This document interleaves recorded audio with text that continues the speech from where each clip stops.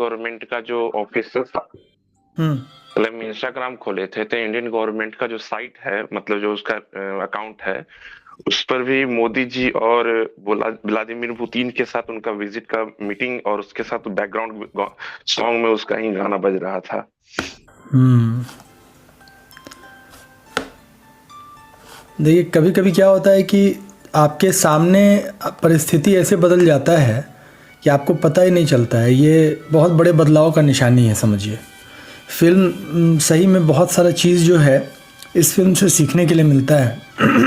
और अभी इतना कुछ हो रहा है इस मूवी को लेके, मतलब सिर्फ ये मूवी अब नहीं रह गया। अब ये बदलाव का बहार बन गया है भारत और पाकिस्तान दोनों जगह पे। सीखने वाला बात तो इसमें बहुत सारा चीज़ है, लेकिन हम लोग आज जिस चीज़ पे बात करेंगे वो है इसके एक कैरेक्टर के बारे में जो अक्षय खन्ना ने प्ले किया है, रहमान डकैत का। सीखने वाला बात क्या है उस कैरेक्टर से नहीं, अक्षय खन्ना से। इतने साल अगर आप शुरू में देखे होइएगा, लॉन्चिंग के समय मोहब्बत मूवी आई थी उनकी, उससे लॉन्च होने हिमालय पुत्र से यहाँ तक का सफ़र जो उन्होंने तय किया। सीखने वाला बात यह है कि बीच में मतलब एक आदमी जो आता है स्टारडम से, स्टार फैमिली से, उसको एक ब्रेक मिलता है, अपना वो जगह नहीं बना पाता है। काफ़ी सारे फिल्म को फ्लॉप होने के बाद वो गायब हो जाता है इंडस्ट्री से, पता नहीं चल पाता कहाँ गया, और फिर से बैक होता है। और दृश्यम जो मूवी था उसमें आप काफ़ी स्ट्रॉन्ग रोल देखे होइएगा, और उसके बाद फिर औरंगजेब के रोल से बहुत ज़्यादा फेम उनको मिला।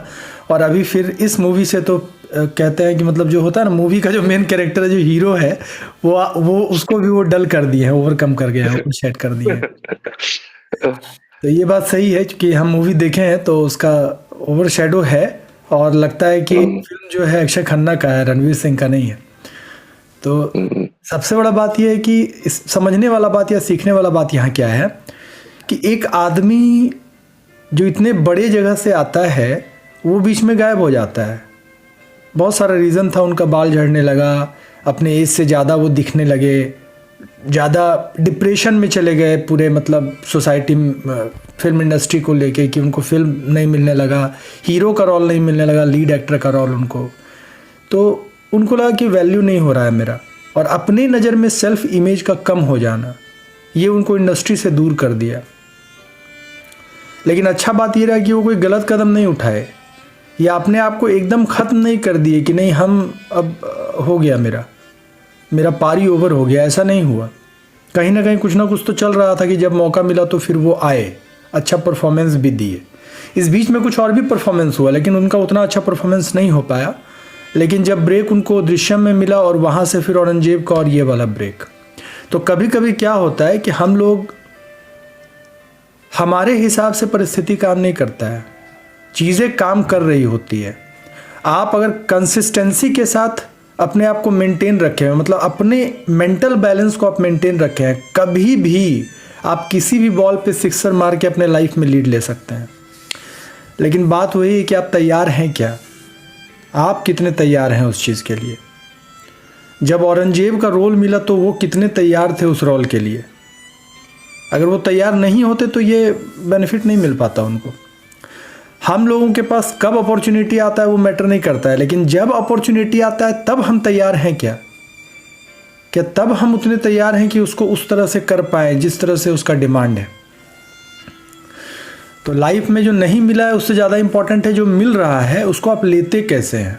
क्योंकि बहुत कुछ मिलता है हम लोगों को, और हम लोग उस अपॉर्चुनिटी को कन्वर्ट कैसे करते हैं। तो ज़िंदगी अपने सामने आए अपॉर्चुनिटीज़ को कन्वर्ट करने का नाम इनाम देती है आपको, ना कि जो नहीं मिला उसका तो बात ही नहीं है ना, वो तो है ही नहीं। तो हमारे साथ क्या होता है कि हम जो नहीं है उसका अफसोस करते हैं। एक इंटरव्यू में उनसे पूछा गया कि आपको ऐसा नहीं लगता है कि आपके साथ स्टारडम बहुत सारे लोगों का इतना अच्छा है, शाहरुख खान को देखिए ऐसे। तो वही वो बहुत अच्छा एक जवाब देते हैं कि जो लोग टाटा या अंबानी नहीं होते हैं, लेकिन अगर 500 करोड़ का उनका वेल्थ है, तो क्या वो अमीर नहीं है, क्या वो सक्सेसफुल नहीं है। मतलब हर आदमी शाहरुख खान बन जाए, हर एक्टर, तभी वो सक्सेसफुल है। तो ये बताता है आपके माइंडसेट को कि आप जो हैं वो भी काफ़ी हैं। लेकिन आप ये मान रहे हैं क्या? आप खुद ये समझ रहे हैं इस चीज़ को क्या कि आप क्या हैं, आप काफ़ी है या नहीं है। राहत इंदौरी का वो शेर है कि एक अखबार हूँ, औकात ही क्या है मेरी, मगर शहर में आग लगाने के लिए काफ़ी हूँ, मैं अकेला ही ज़माने के लिए काफ़ी हूँ। तो आप अकेले ही काफ़ी हैं, लेकिन सबसे पहले आपको समझना होगा, आपको अपने सेल्फ इमेज को उस लेवल पर लेकर आना होगा और तैयारी भी रखनी होगी कि जब हमको मौका मिले हम उसे हिट कर पाएँ। सिर्फ ये सोचने से नहीं कि हम काफ़ी हैं, उस लेवल पर हमको अपने आप को तैयार करना होगा। तो अभी बहुत सारा अपॉर्चुनिटी हमारे लाइफ में आ रहा है। 2026 में बहुत चीज़ें अभी सामने आने वाली हैं, हम उस चीज़ के लिए अपने आप को कितने तैयार कर रहे हैं। तो मेरा यही उद्देश्य है कि हम लोग अपने आप को तैयार रखें। सबसे पहले मानसिक लेवल पर जितना क्लटर है उसको डिक्लटर करें, बहुत सारा डिस्ट्रैक्शन है उसको रिमूव करें, फोकस करें कुछ चीज़ों पे जो बहुत ज़्यादा ज़रूरी है लाइफ में कि यही पाना है, और जो नहीं पाना है उसको हटा दें। जो पाना है उसको लेकर हम लोग अपने माइंड में प्लानिंग करें, पेपर पर उतारें, कागज़ पर लिखें जो सोच रहे हैं, और अपने वाइब्रेशन को हाई करें। क्योंकि जिस सोसाइटी में हम रहते हैं वहाँ पे नॉइज़ बहुत ज़्यादा है, सिग्नल को पकड़ना मुश्किल हो जाता है। नॉइज़ मतलब बहुत शोर शराबा है, डिस्ट्रक्शन बहुत सारा चीज़ है। आप कुछ करने जाइएगा, लोग किसी और चीज़ के लिए आपको बुला लेंगे, और आप थोड़ी देर में भूल भी जाइएगा कि आप करने क्या आए थे। आजकल ये बहुत ज़्यादा मेरे साथ भी होता है। मैं फील करता हूँ कि मैंने कुछ सोचा 1 घंटे पहले कि मैं घर जाके ये करूँगा, घर पहुँचे दूसरा चीज़ करने लगे। एक बैग याद आया कि सोच क्या रहे थे करने का, और सच बताएं तो पूरे दिन में उस काम को नहीं कर पाते हैं। सोचिए कितना ज़्यादा नॉइज़ है। इसको नॉइज़ कहते हैं, एकदम मतलब होता है ना कि क्लाउडी हो गया है पूरा चीज़। तो हम लोगों को उसमें सिग्नल को पकड़ना है, इसीलिए जो गैर ज़रूरी चीज़ें हैं उसको हटाना है ताकि हम ज़रूरी चीज़ों पे फोकस कर पाएँ। 25 में ये काम कर लेना है, नहीं तो जिस तरह से 25 गुजरा अगला साल भी गुजर जाएगा। हम अगर चाहते हैं कि हमारा 26 अच्छा गुजरे तो 25 में जो समय हमारे पास है हमें डिस्ट्रैक्शंस को हटाने का काम करना है, गोल को क्लियर करने का काम करना है, वाइब्रेशन को हाई करने का काम करना है।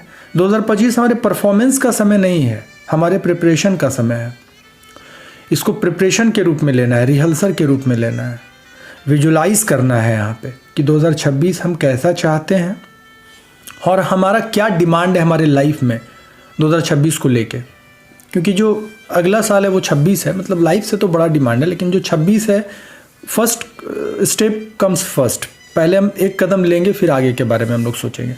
तो 26 वाला हमारा जो तैयारी है उस तैयारी को हम 25 में करेंगे, और इसके लिए हम अलग अलग चीज़ों को करते हैं। चाहे हम ग्रेटिट्यूड से वाइब्रेशन को हाई करें, चाहे हम गोल्स को राइट करें अपने और अपने वाइब्रेशन को हाई करें, या फिर हम मिरेकल या ब्लेसिंग को अपने लिखें पेपर में। उससे हमें ये एहसास हो जाता है कि किस तरह से हम यूनिवर्स हमें सपोर्ट कर रहा है, फेवर कर रहा है। तो ये कुछ चीज़ें हैं जो बहुत ज़रूरी हैं हम लोगों को करने के लिए। तो ये साल, ये महीना, ये जो दिन हमारे पास है, आज जितनी भी तारीख है 31 दिसंबर तक का जो तारीख है हमारा 2025 तक का, ये हमारे तैयारी का समय है, अपने हैबिट्स को शिफ्ट करने का समय है, सक्सेस हैबिट्स को अपनाने का समय है। देखना है कि क्या चीज़, कौन सा ऐसा आदत है जो हमको पीछे कर रहा है और कौन सा ऐसा आदत है जो हमको आगे ले जा सकता है। जो पीछे कर रहा है उसको ब्रेक करना है, और जो आगे ले जा सकता है उसको धीरे धीरे आत्मसात करना है, अपनाना है। तो पहले चेकआउट करना है कि कौन सा ऐसा हैबिट है, हैबिट को लिखना है जो भी आप हैबिट अपनाना चाहते हैं, और उसके लिए प्रयास करना है। खैर हैबिट कैसे अपनाएंगे उस पर हम लोग बात करेंगे बाद में, लेकिन पहले तो आपको तय करना है कि मुझे यही चीज़ चाहिए। जैसे एक 6th क्लास में मैंने एक स्टोरी पढ़ी थी, उसका नाम था princess who wanted the moon.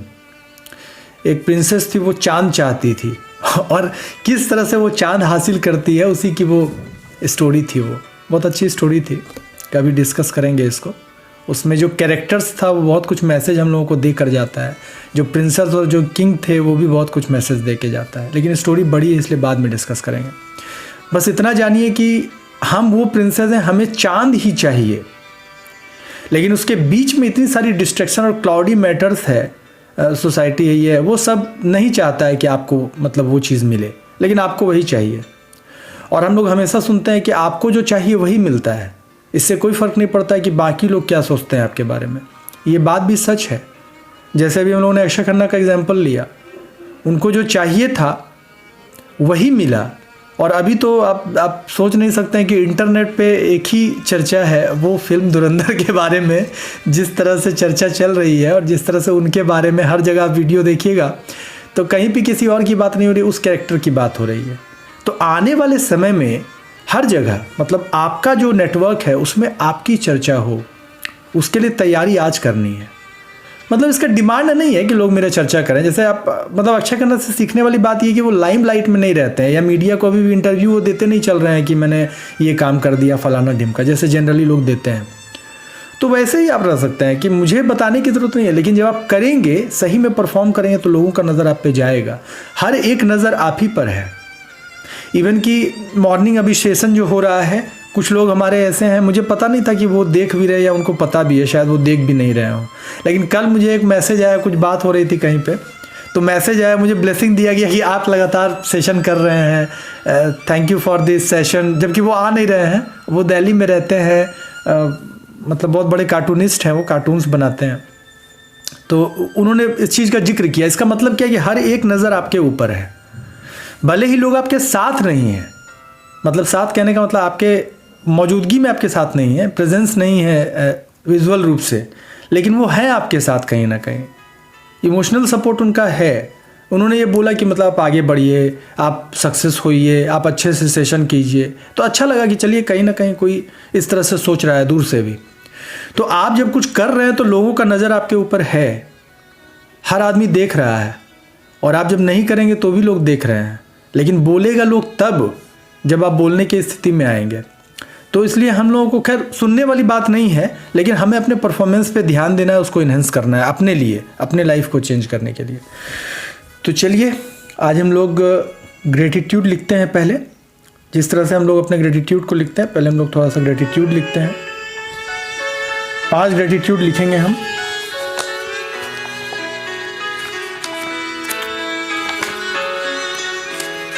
अपने वाइब्रेशन को हाई करेंगे।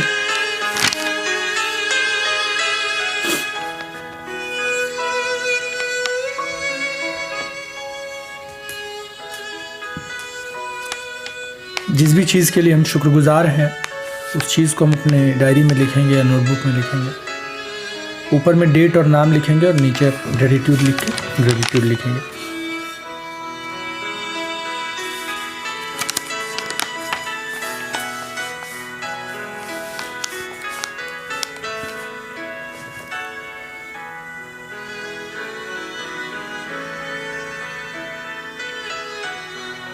मैं तो थैंक यू करने वाला हूँ इस साल को, जिसने इतना कुछ दिया, बहुत कुछ दिया है।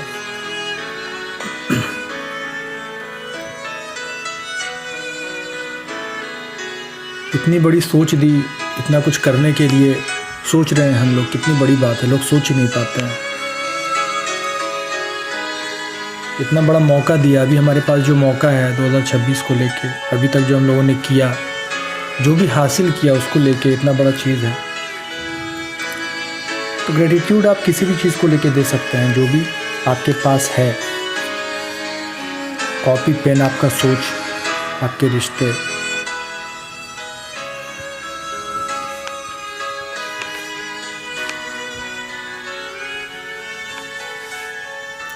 तो थैंक यू फॉर, और जो भी आप ग्रेटिट्यूड देना चाहें उसको।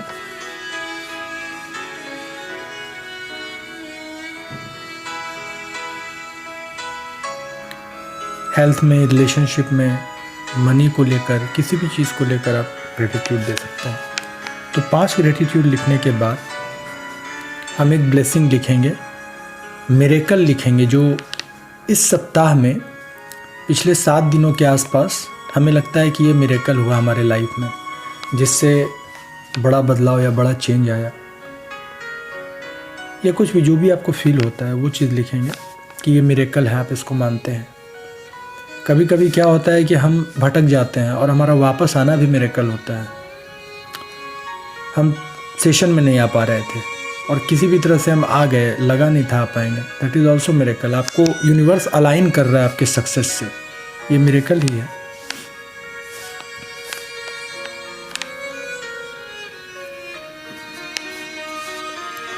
तो मिरेकल लिखेंगे। उसके बाद हम अपने उस गोल को लिखेंगे जो हमने 31 तारीख तक, 31 दिसंबर तक सोचा है कि उसको हासिल करना है। वो गोल लिखेंगे और ऐसे लिखेंगे जैसे उसको हमने पूरा कर लिया।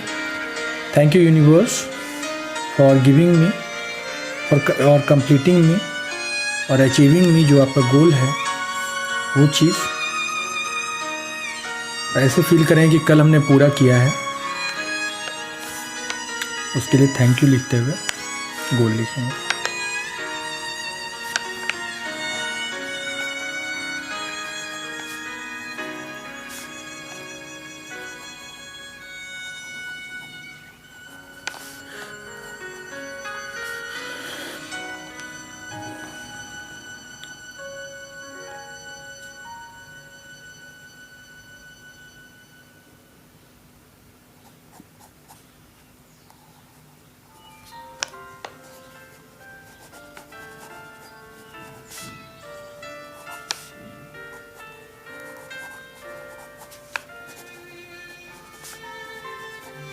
जो भी आपका गोल था उसको डिटेल में अच्छे से लिखेंगे।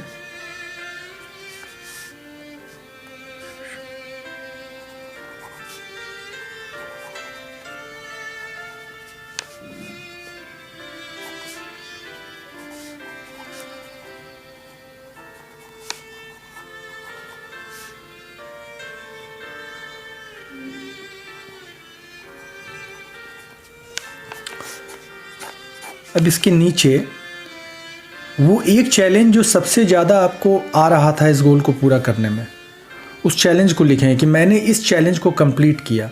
आप फील कीजिए ज़रा वो क्या चैलेंज है जो आपको रोक रहा है उस चीज़ को पाने से। उसको ऐसे लिखेंगे कि आपने उसको ख़त्म किया उस चैलेंज को, तब आपने इस गोल को अचीव किया। ऐसे इसके नीचे हम लिखें कि ये चैलेंज मुझे रोक रहा था। जो भी है व्यक्ति, आपका सोच, आपका स्वभाव या फिर आपका कोई एक्टिविटीज़ या कोई दूसरा आदमी, कोई दूसरा परिस्थिति, उसको लिखेंगे और लिखेंगे कि इसको मैंने ख़त्म किया और तब मैंने इस गोल को अचीव किया। और ये भी लिखें कि उस चीज़ को आपने कैसे ख़त्म किया, क्या किया जो वो ख़त्म हुआ। जैसे मान लीजिए प्रोक्रेस्टिनेट हम कर रहे थे तो मैंने डिसिप्लिन फॉलो किया, मैं सुबह उठने लगा और मैंने मेडिटेशन किया, मेरा वाइब्रेशन चेंज हुआ, मैं लगातार काम करने लगा। जो भी आप जिस भी चीज़ को आपने फॉलो किया, रूल फॉलो किया, पोमोडोरो टेक्निक फॉलो किया, कोई ऐसा टेक्निक 20-80 रूल फॉलो किया, जो आपने फॉलो किया, लॉ ऑफ अट्रैक्शन फॉलो किया, उसको मैंने फॉलो किया और मैंने इस चैलेंज को ख़त्म किया, तब मैंने इस गोल को अचीव किया। ये आप ज़रूर लिखिए। जो भी आपको लग रहा है वो आपके हिसाब से फील कीजिए कि आपने क्या किया कि उस चीज़ को क्या करेंगे, उसको क्या किया, उस तरह से लिखिए।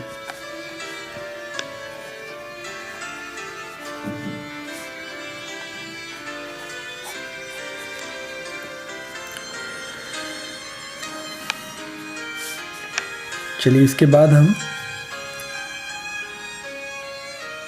5 टाइम्स थैंक यू लिखेंगे और अपना नाम लिखेंगे।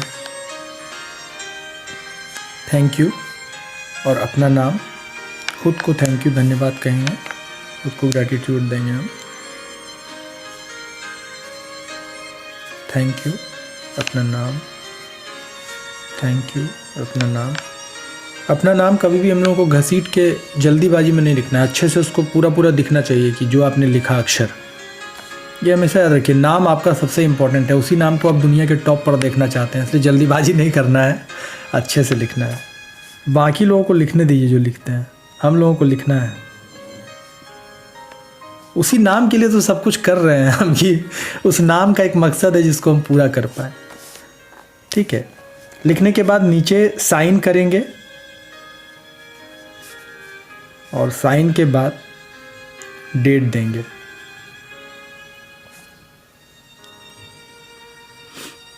साइन करेंगे और डेट देंगे। साइन करने का एक बहुत साइंटिफिक तरीका होता है जिसको कभी हम लोग और डिस्कस करेंगे। बहुत सारी चीज़ें हैं डिस्कस करने के लिए एक्चुअली, क्योंकि कई बार हम लोग गलत तरीके से साइन कर रहे होते हैं जो हमारे डाउनफॉल का कारण हो जाता है। होता क्या है कि हमारा सबकॉन्शियस माइंड बहुत चीज़ जान रहा है, वो हम लोगों को बस ये करना है सक्सेस पाने के लिए कि उसके बैक नॉलेज को, जो वहाँ स्टोर्ड नॉलेज है, उसको यूनिवर्सल नॉलेज से अटैच कर देना है जो बाहर है।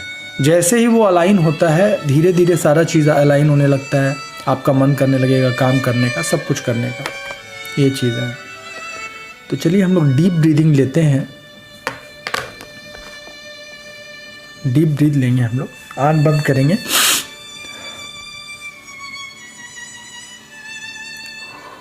Release, take a deep breath,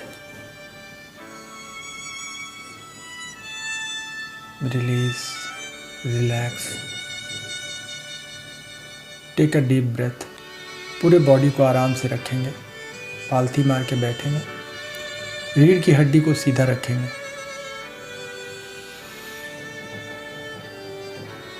release, relax. सांस छोड़ते समय अपने शरीर में आराम का अनुभव करेंगे, सांसों पर ध्यान रखेंगे। टेक अ डीप ब्रेथ,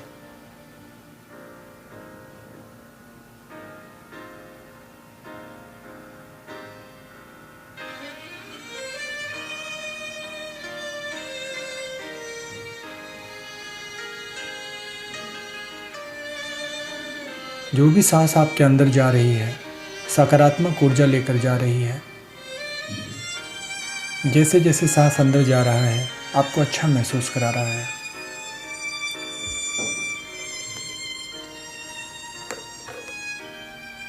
जो भी नकारात्मक चीज़ें हैं वो सांस छोड़ने के साथ आपके सांसों के साथ बाहर आ रहा है।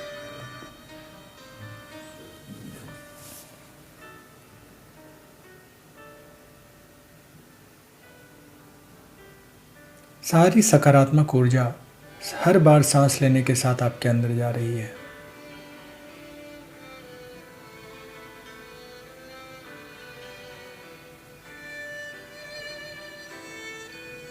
सांसों के साथ आपका विश्वास बढ़ता जा रहा है, आपका साहस बढ़ता जा रहा है।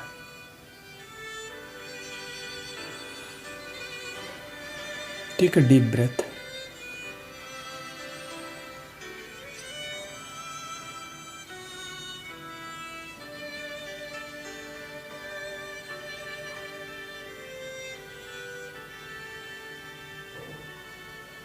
Release, relax, relax. अपने चेहरे और आँखों के मसल्स को आराम से रखेंगे। अपने स्काल्प और कान के मसल्स को रेस्ट देंगे।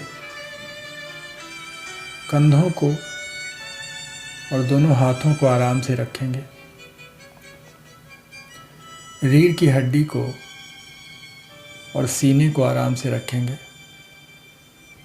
पेट को और एब्डोमेन को आराम से रखेंगे, सारा तनाव मुक्त करेंगे। जेनाइटल्स को और दोनों पैरों को आराम से रखेंगे, सारा तनाव मुक्त होता जा रहा है। कहीं भी शरीर में स्ट्रेस नहीं है, हर जगह पर आराम महसूस करेंगे। अपने तलवों में और हथेलियों में आराम महसूस करेंगे। पैरों को आराम से रखेंगे। Take a deep breath,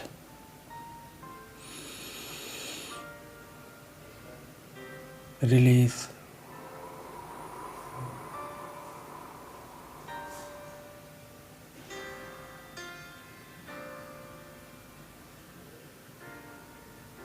take a deep breath,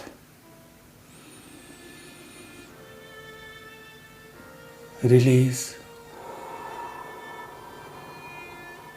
relax. एकदम आराम से बैठेंगे, अपने मन पर ध्यान ले जाएंगे।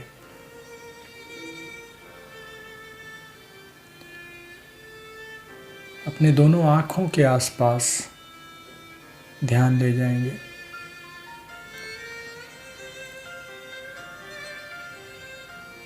अपने मन पर ध्यान ले जाएंगे।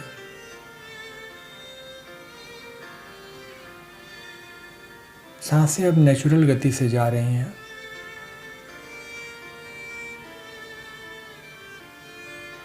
जो विश्वास और जो साहस की स्थिर ऊर्जा आप अपने मस्तिष्क में महसूस कर रहे हैं, अपने मन को वो महसूस करने दें। ये विश्वास कि जो लक्ष्य है, चाहे जो भी है, बहुत आसान है। अब आपने उस पर विश्वास कर लिया है, वो आपका हो चुका है। जब आप किसी चीज़ पर विश्वास कर लेते हैं, वो आपका हो जाता है।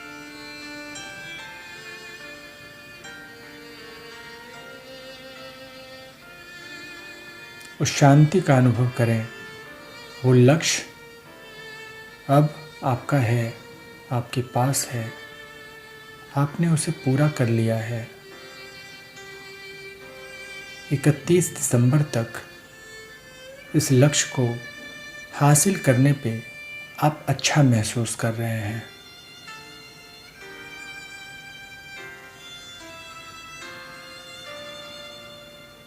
अपनी सांसों के साथ एक सफ़ेद किरण को अपने अंदर आता हुआ महसूस करें। आपके मस्तिष्क में वो सफ़ेद किरण जाकर मस्तिष्क के कमरे को रोशन कर रहा है। उस कमरे में एक वाइट बोर्ड को देखें।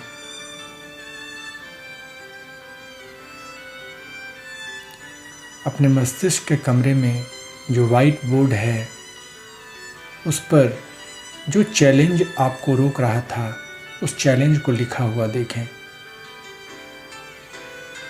ब्लैक कलर से वो चैलेंज उस वाइट बोर्ड पर लिखा हुआ है।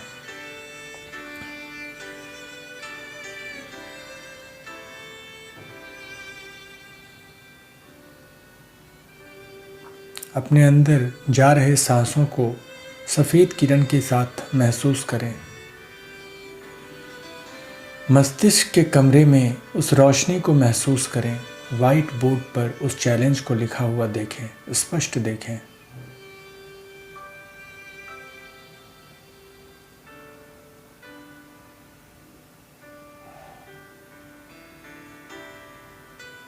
जैसे जैसे आप सांस छोड़ते हैं, नकारात्मक ऊर्जा आपके शरीर से बाहर चली जा रही है। जो डर, जो समस्या, जो संकोच आपके रास्ते में है, वो सारा नकारात्मक ऊर्जा आपके शरीर से बाहर जा रही है। जैसे जैसे सांस के प्रकाश का ऊर्जा आपके शरीर में फैल रहा है, मस्तिष्क से होता हुआ गले में, कंधे में और हाथों में प्रकाश को फैलता हुआ महसूस कीजिए। धीरे धीरे आपके सीने में और रीढ़ की हड्डी में उसे फैलता हुआ महसूस कीजिए। पेट में और एब्डोमेन में उस प्रकाश ऊर्जा को फैलता हुआ महसूस कीजिए। एब्डोमेन में, जेनिटल्स में प्रकाश ऊर्जा को फैलता हुआ महसूस कीजिए। अपने दोनों पैरों में उस सफ़ेद प्रकाश को फैलता हुआ महसूस कीजिए। दोनों हथेली पे और दोनों तलवों को सफ़ेद रंग में चमकता हुआ महसूस कीजिए। जैसे जैसे सांस आप लेते जा रहे हैं, वैसे वैसे वो सफ़ेद ऊर्जा, वो सफ़ेद प्रकाश आपके अंदर बढ़ता चला जा रहा है और हर छूटती हुई सांस के साथ नकारात्मक ऊर्जा शरीर से बाहर निकल रही है। मस्तिष्क से लेकर तलवों तक प्रकाशित होता जा रहा है। शरीर का हर पुर्जा, हर अंग प्रकाशित हो रहा है। अंदर से प्रकाश ऊर्जा उसमें बढ़ती जा रही है और जहाँ प्रकाश होता है वहाँ अंधकार नहीं हो सकता। जो नकारात्मक ऊर्जा है वो अंधकार के रूप में आपके अंदर है, जो भाप बनकर उड़ती जा रही है। हर वो समस्या, हर वो परिस्थिति, हर वो नाउम्मीदी, निराशा, डर, जो भी नकारात्मक ऊर्जा है आपके अंदर से बाहर भाप बनकर उड़ती जा रही है। क्योंकि जहाँ प्रकाश फैल जाता है वहाँ अंधकार नहीं रह सकता। आपके अंदर ये प्रकाश ऊर्जा बढ़ती जा रही है। आपके हर सेल में ये प्रकाश समाता जा रहा है और हर सेल से नकारात्मक ऊर्जा निकलती जा रही है। निराशा, डर, संकोच,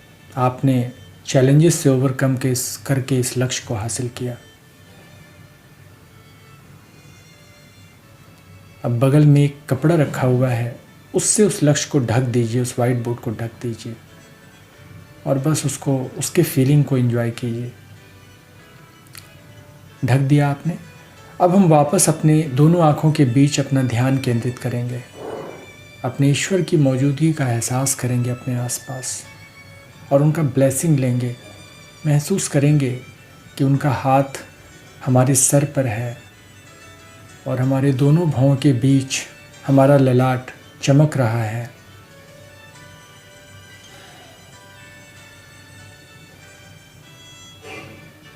बहुत ज़्यादा सफ़ेद, बहुत सफ़ेद रूप में चमकता जा रहा है। ये हमारे ईश्वर का आशीर्वाद है हमारे लिए। अंदर भी प्रकाश है और बाहर भी, लेकिन उनके आशीर्वाद से ये प्रकाश और ज़्यादा तीव्र है। दोनों हाथों को प्रणाम की मुद्रा में लाएंगे और उनको धन्यवाद देंगे। Thank you, thank you, thank you. और एक प्यारी सी मुस्कान के साथ अपने हाथों को रगड़ेंगे।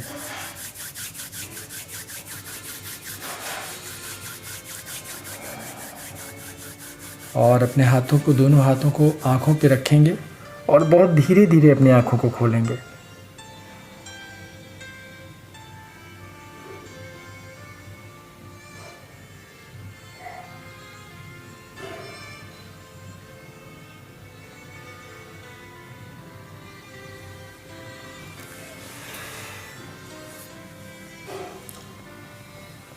तो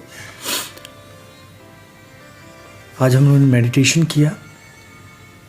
इस मेडिटेशन को, इस सार को याद रखना है। ये बहुत ज़रूरी है कि हमने जो लक्ष्य अपने माइंड में सेट किया, जो चीज़ हमारे अंदर थी, उसे रहने देना, उसे फील करना है। वो जो रेड कलर से आपने उस वाइट बोर्ड पर लिखा, जो लक्ष्य था आपका मेडिटेशन में, उसको याद रखना है। बस धीरे धीरे ये चीज़ आपके सबकॉन्शियस में सेट होता चला जाएगा। जब आप बार बार इस मेडिटेशन को करेंगे, आप अलाइन होते जाएंगे यूनिवर्सल एनर्जी से, और एक समय आएगा जब वो गोल तो आप अचीव करेंगे ही, उसके बाद कई गोल्स आप अचीव करेंगे, क्योंकि ये वो बैरियर है जिसको आप ब्रेक कर रहे हैं। तो सबसे पहले फर्स्ट बैरियर को ब्रेक करना है, उसके बाद कई चीज़ें आपकी, कई सपने साकार होंगे आपके लिए। चलिए मिलते हैं कल के सेशन में। इस वीडियो को आप ज़रूर शेयर करें, सब्सक्राइब करें चैनल को, ताकि और बेहतरीन वीडियोस, ऐसे ही मेडिटेशनल वीडियोस और भी कई सारे इंपॉर्टेंट इन्फॉर्मेशंस आप तक मैं पहुंचा पाऊँ। Thank you.